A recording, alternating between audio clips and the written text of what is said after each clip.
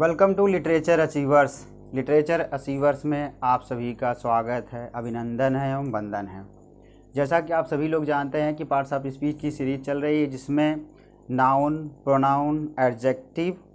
अब जो आपकी सीरीज है वो वर्ब पर बेस्ड ऑन है, जिसमें रूल नंबर 1 से लेकर के रूल नंबर 6 तक डिस्कस हो चुका है रूल्स ऑफ वर्ब में।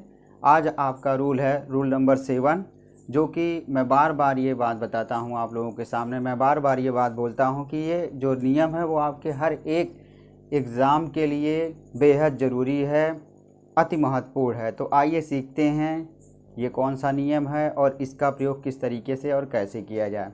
तो चलिए सीखते हैं। रूल्स ऑफ वर्ब में रूल नंबर 7, यदि इफ़ क्लाज में होने वाला कार्य असंभव, अवास्तविक या काल्पनिक होता है तो साधारणतः इफ़ क्लाज के वर्ब में वर का प्रयोग करते हैं तथा मुख्य क्लाज में वुड का प्रयोग करते हैं। सी वंस अगेन, यदि इफ क्लाज में होने वाला कार्य असंभव, अवास्तविक या काल्पनिक होता है तो साधारणतः इफ क्लाज के वर्ब में वर का प्रयोग करते हैं तथा मुख्य क्लाज में वुड का प्रयोग करते हैं। With the help of a trick we will try to understand. एक ट्रिक के माध्यम से हम सीखने की कोशिश करेंगे। क्या है ट्रिक में? आपका इफ क्लाज प्लस मुख्य class would.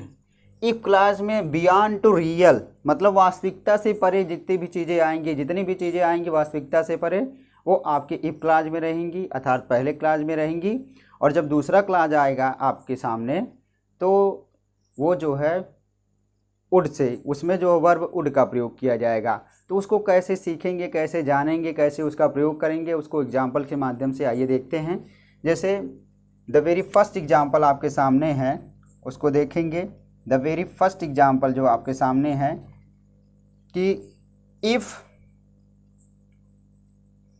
I were bird I would fly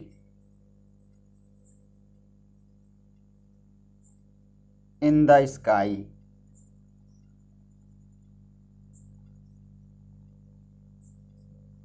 इसका अर्थ पहले हम जानने की कोशिश करेंगे कि ये है क्या। If I were bird I would fly in the sky. अगर मैं चिड़िया होता या अगर मैं पक्षी होता तो आकाश में उड़ता। अगर मैं खुद की बात कर रहा हूँ कि अगर मैं क्या होता, चिड़िया होता तो कहाँ उड़ता, आकाश में उड़ता। वास्तव में मैं क्या हूँ? वास्तव में मैं एक पुरुष हूँ। तो क्या पुरुष आकाश में उड़ सकता है? नहीं उड़ सकते हैं।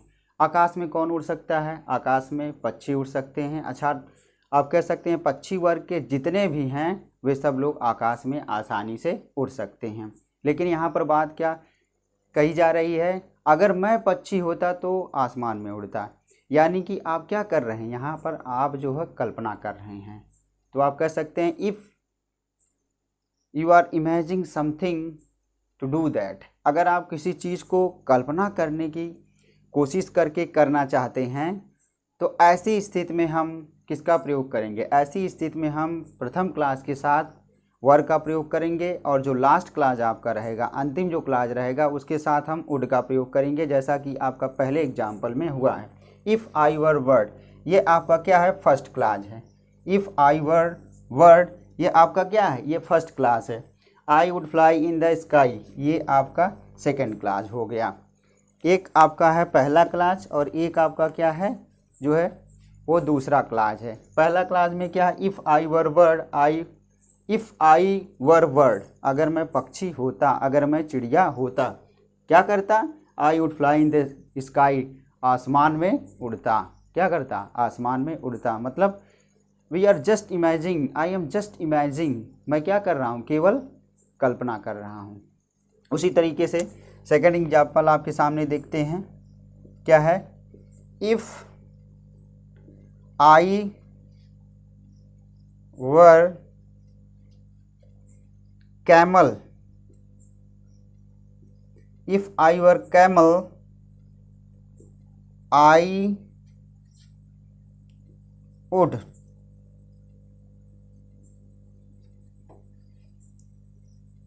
रन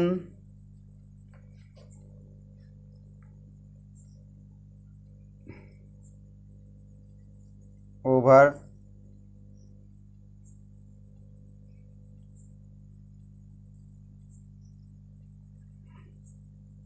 सहारा डेजर्ट। ध्यान से ध्यान दीजिएगा इसको।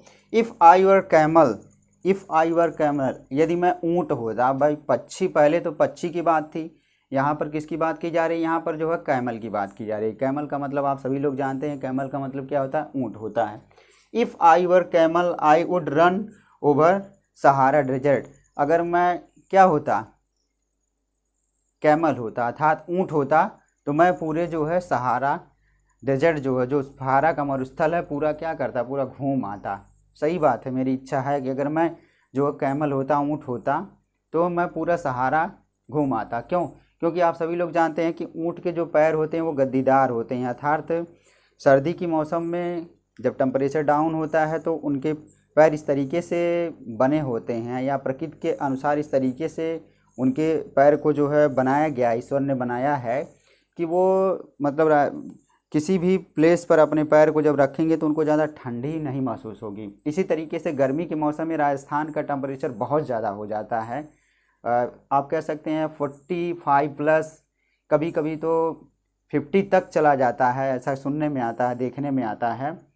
तो अगर यहाँ का मतलब नॉर्मल अगर हम बात करें, जो उत्तर प्रदेश की बात करें, मतलब राजस्थान के अलावा अगर किसी प्रदेश की बात करें तो वहाँ का टेम्परेचर नॉर्मल होता है। लेकिन यहाँ की अगर बात करें राजस्थान की, तो ये टेम्परेचर गर्मी में बहुत ज़्यादा हो जाता है, ठंडी में बहुत कम हो जाता है। तो इस तरीके से चीज़ों को समझने की कोशिश आप करिएगा। रन ओवर का मतलब होता है कुचल भी देना, और रन ओवर का मतलब होता है उसके ऊपर से दौड़ जाना। दोनों सेंस में इसका प्रयोग आप कर सकते हैं। ठीक है, डोंट वरी एट ऑल, परेशान होने की कोई ज़रूरत नहीं है। If I were camel I would run over Sahara desert. अगर मैं ऊँट होता तो पूरे सहारा डेजर्ट पर घूम आता, एकदम दौड़ करके पूरा मस्ती से घूम घाम के चला आता। ये तो आपके 2 एग्जाम्पल हो गए। अब हम जो है तीसरा एग्जाम्पल देखते हैं। क्या है तीसरा एग्जाम्पल?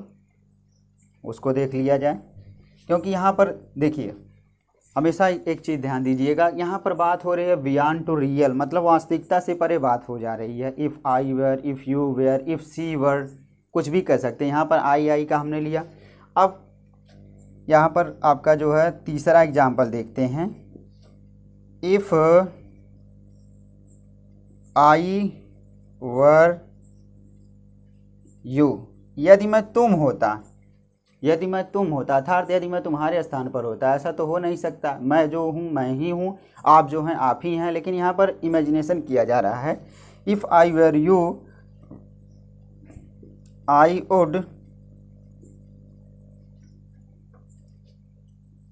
वुड प्ले विथ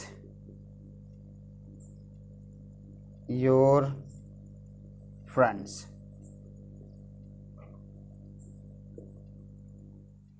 देखिए, if I were you, if I were you, यदि मैं तुम होता, यदि मैं तुम्हारे स्थान पर होता, तुम होता। यहाँ पर जस्ट एकदम इमेजिनेशन की बात है। If I were you I would play with your friends.